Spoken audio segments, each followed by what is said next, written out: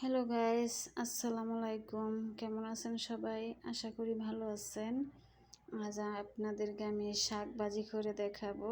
ওই জন্য চুলায় আমি একটা হাঁড়ি বসিয়ে দিয়েছি, আর শাকগুলো আমি ভালো করে ধুয়ে পরিষ্কার করে বেছে নিয়ে আমি দিয়ে দিয়েছি। এখানে 3 রকম শাক: ডাঁটার শাক, খুইরা বত্তর শাক, এখানে 3-4 রকমের শাক, মানে মিশালি শাক। ওই শাকটা আমি রান্না করে নেব। এই জন্য আমি দিয়ে দিয়েছি পেঁয়াজ কুচি, আর এই যে তেতো করা রসুন আমি দিয়ে দিয়েছি। দিয়ে আমি দিয়ে দেবো এখন কাঁচামরিচ, কেটে রাখা কাঁচামরিচ দিয়ে দিচ্ছি বেশি করে।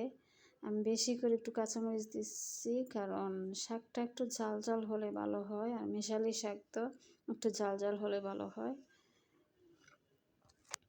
এখন আমি শাকটাকে সিদ্ধ করে নেব। আমি সবসময় শাক রান্না করতে গেলে আমি রসুন, কাঁচামরিচ, পেঁয়াজ দিয়ে সিদ্ধ করি, আবার বাগার দিয়ে নিই। এতে করে শাকটা খুবই টেস্ট হয় খেতে। শাকটা আমি এখন নেড়ে ছেড়ে নেব। দেখুন কতটা কমে গেছে, একদম মিলে গেছে আর কি। আর প্রথম দেখতেই পাচ্ছিলেন পাতিলটা একদম ভরা ছিল, আরও কমে যাবে। আমি শাকটাকে ভালো করে সিদ্ধ করে নেব। শাকটা সিদ্ধ হয়ে গেছে। আমি লবণ দিইনি, কারণ লবণ দিলে বেশি করে পানি উঠতো। এখন পানিটা টেনে গেছে, এখন আমি লবণ দিয়ে নিচ্ছি। নিয়ে আমি আরও নেড়ে চেড়ে লবণটাকে মিশিয়ে নিচ্ছি। লবণ দেওয়ার পর একটু পানি উঠেছিল, সেটাও আমি টানিয়ে নিচ্ছি। এখন শাকের পানিটা টেনে গেছে, এখন আমি শাকটা বাগার দিয়ে নেব। এই জন্য চুলায় একটা কড়াই বসিয়ে দিয়ে আমি শুকনো মরিচ দিয়ে দিয়েছি। একটা শুকনো মরিচ আমি ছোট ছোট করে টুকরো করে দিয়ে দিয়েছি, আর দিয়ে দিয়েছি তেল। দিয়ে শুকনো মরিচটাকে আমি ভেজে নেব। শুকনো মরিচটা ভাজা হয়ে গেছে, এখন প্রায় হয়ে গেছে। এখন এই পর্যায়ে আমি দিয়ে দেব রসুন আর পেঁয়াজ।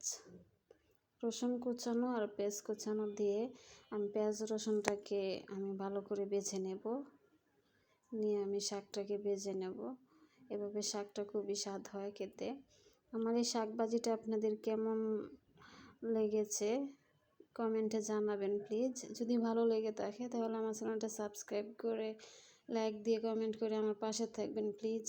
আপনারা যদি আমার পাশে থাকেন তাহলে এরকম ভিডিও বানাতে আমি আরও সাহস পাবো। তাই প্লিজ আমার পাশে থাকবেন, আমাকে সাপোর্ট করবেন।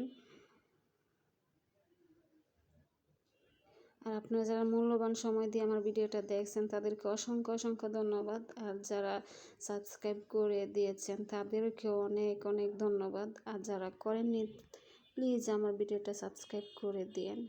আর প্লিজ দেখা শুরু করার সময় একটা করে লাইক দিন।